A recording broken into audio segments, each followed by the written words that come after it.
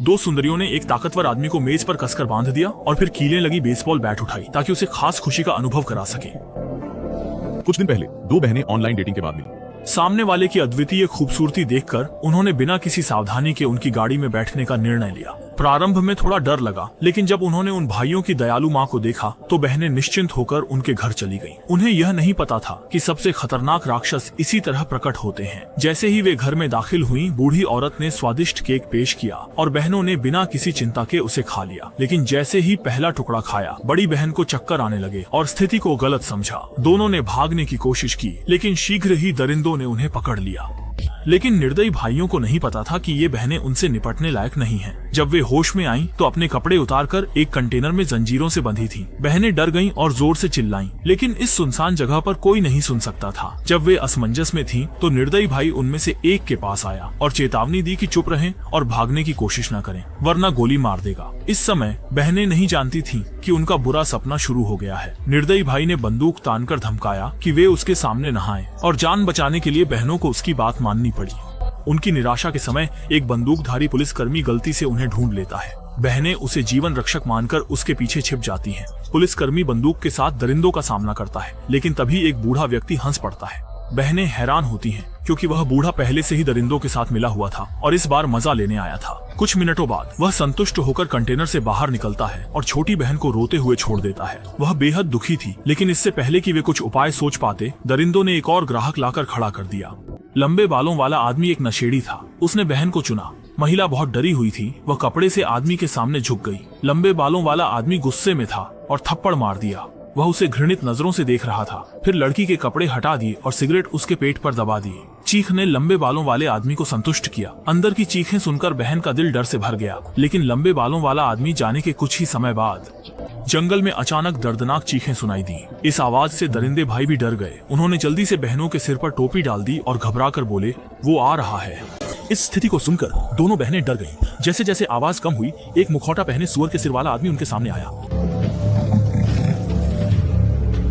दो दरिंदों ने बहनों के चेहरे से नकाब हटाया और अजीब चीज देखकर दोनों डर से चौंक गए। सुअर के सिर वाला आदमी बहुत खुश था। उसने बहन के गाल पकड़ लिए और दरिंदे की तरह उसके शरीर पर निशान बना दिए। सुअर के सिर वाले आदमी का चेहरा साफ नहीं दिख रहा था, लेकिन बहन उसके हाथ पर बने क्रॉस के टैटू को देख सकती थी। फिर सुअर के सिर वाले आदमी ने बहन को कंटेनर में खींच लिया।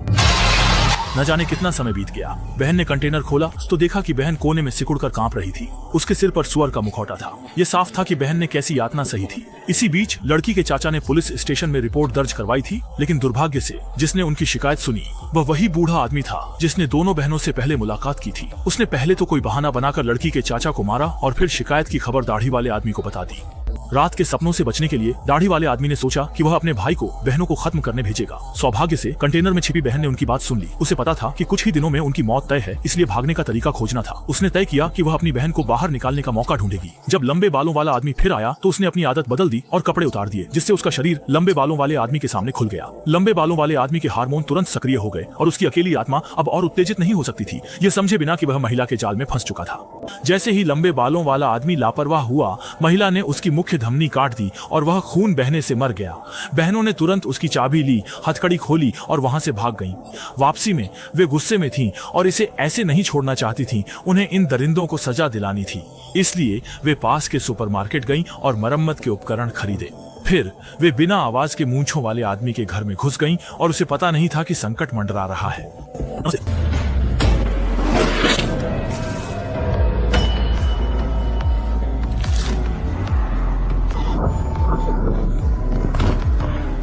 इसके बाद बहनों ने दाढ़ी वाले आदमी को मेज पर बांध दिया और चुपचाप कीलों से भरे बेसबॉल बैट से उसे मारा।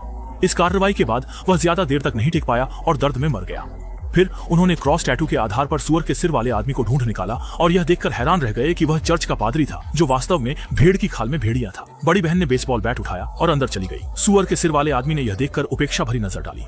उसने सामने खड़ी महिला को गंभीरता से नहीं लिया, लेकिन अगले ही पल बहन ने पीछे से डंडा मारकर उसे बेहोश कर दिया। फिर दोनों ने उसे कार के पीछे बांध दिया और कार चलाते हुए घसीटते रहे जब तक कि वह आदमी पहचान में न आ सके। फिर उसके शरीर पर पेट्रोल डालकर आग लगा दी। इसके बाद दोनों बहनें कार में बैठकर अगले बदले के लक्ष्य की तलाश में निकल पड़ी। उसी समय एक बूढ़ा आदमी कहीं से दो लड़कियों को बांध लाया। उसकी बुरी नीयत साफ थी, लेकिन जैसे ही वह कुछ करने वाला था, लेकिन नहीं सोचा था कि बहनें पहले ही आ गई थीं। उसके पीछे जाकर उसके छोटे सिर पर जोर से मारा। बूढ़ा आदमी वहीं बेहोश होकर गिर पड़ा। जब वह होश में आया तो वह कुर्सी पर बंधा था।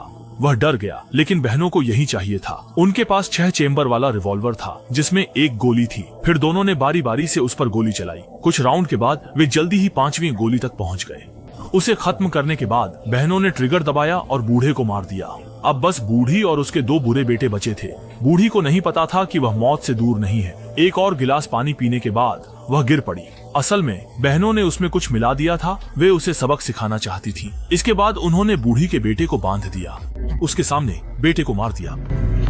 अपने बेटे को दर्दनाक मौत मरते देख बूढ़ी औरत टूट गई। उसे पछतावा हो रहा था। उसने नहीं सोचा था कि 2 लड़कियों की ताकत इतनी धमाकेदार होगी। वह अपनी संपत्ति देने को तैयार थी, बस बहनों से दया की भीख मांग रही थी। लेकिन बहनें कठोर थीं और संपत्ति में उनकी कोई दिलचस्पी नहीं थी।